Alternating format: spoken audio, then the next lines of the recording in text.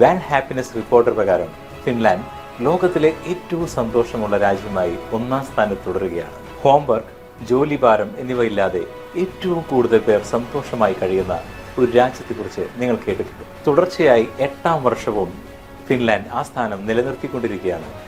ഇവിടുത്തെ ആളുകൾക്ക് സംതൃപ്തി 10ൽ 7.741% റിപ്പോർട്ട്. അവരുടെ സംസ്കാരം, ജീവിതശൈലി, അതായത് സോഷ്യൽ കോൺഹിഷൻ, ഫിൻലാൻഡിൽ ആളുകൾ പരസ്പരമായി വിശ്വസിക്കുകയും സർക്കാരുകളിലും സ്ഥാപനങ്ങളിലുമുള്ള വിശ്വാസം കൂടുതലായി വെച്ച് പുലർത്തുന്നവരുമാണ്. തിരഞ്ഞെടുപ്പ്, സ്വാതന്ത്ര്യം, വിദ്യാഭ്യാസം, ആരോഗ്യ സംരക്ഷണം ഇവ ഫിൻലാൻഡിൽ വളരെ ശക്തവുമാണ്.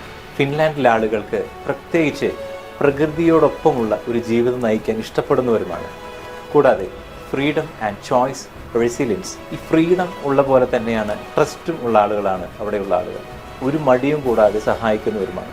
ഫിൻലാൻഡുകാരുടെ മറ്റൊരു ശ്രദ്ധേയമായ ഒരു സംസ്കാരമാണ് സോണ ബാത്തിങ്. സ്റ്റീം ബാത്തിങ് എന്നാണ് ഇതിന് പറയുന്നത്.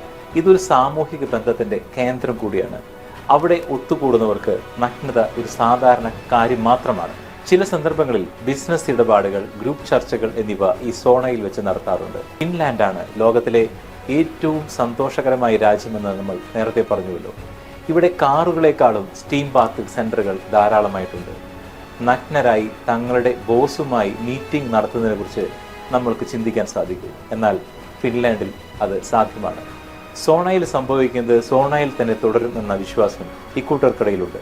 പലരും നഗ്നരായാണ് സോണയിൽ ചിലവഴിക്കാറുള്ളത്. എല്ലാ വർഷവും 5 ആഴ്ച യാത്രകൾക്കായി ഓഫീസുകൾ അവധി നൽകുന്ന ഒരു രാജ്യം, അതും ശമ്പളത്തോടു കൂടി. കൃത്യം 4 മണിക്ക് തന്നെ ജോലി അവസാനിപ്പിക്കാൻ പറ്റുന്ന രാജ്യം. സ്കൂൾ കുട്ടികളുടെ കാര്യം പറയേണ്ടതില്ല. സ്കൂൾ കുട്ടികളെ ചേർക്കുന്നത് 7ാം വയസ്സിലാണ്. കുട്ടികൾക്ക് ഇവിടെ ഹോംവർക്കുകളും നൽകാറില്ല. ഫിൻലാൻഡിലെ ഹൈസ്കൂളുകളിൽ 93% വിജയം നേടുന്നവരുടെ നിരക്ക്. എന്നാൽ അത് US നോക്കിയാൽ 76% മാത്രമാണ്. ഫിൻലാൻഡിൽ ക്ലാസ് മുറികളുടെ വലിപ്പം വളരെ ചെറുതാണെങ്കിലും കുട്ടികളുടെ മനസ്സ് വളരെ വലുതാണ്. 2025 റിപ്പോർട്ട് പ്രകാരം ഫിൻലാൻഡ് കുട്ടികൾ പ്രായമായവരെ പോലെ തന്നെ സന്തോഷമുള്ളവരായി കണക്കാക്കപ്പെടുന്നു. മറ്റു രാജ്യക്കാരിൽ നിന്നുള്ള വ്യത്യസ്തതയെക്കുറിച്ചാണ്, ഫിൻലാൻഡ് എന്ന രാജ്യത്തെ സംസ്കാരത്തെക്കുറിച്ചാണ് നമ്മൾ ഇതുവരെ പറഞ്ഞത്. ഓഷോ പറയുന്ന പോലെ, if you go and move naked in the street you are A absolutely Innocent. ഒരു കുറ്റബോധമില്ലാത്ത സ്വാഭാവികമായ അവസ്ഥയിലേക്ക് ന്യൂഡിറ്റി നമ്മെ ഉയർത്തുന്നു. മാസ്കുകളില്ലാത്ത, പരദൂഷണമില്ലാത്ത കേരളം ഒന്ന് ആലോചിച്ചു നോക്കൂ. ജാതിയും മതവും സംസാരിക്കാത്ത, സംസ്കാരമുള്ളവരായ, സന്തോഷമുള്ളവരായ നമ്മുടെ കേരളത്തെ പറ്റി നമുക്കും ഒരു ഫിൻലാൻഡ് പോലെയാകാം. എല്ലാവർക്കും നന്ദി.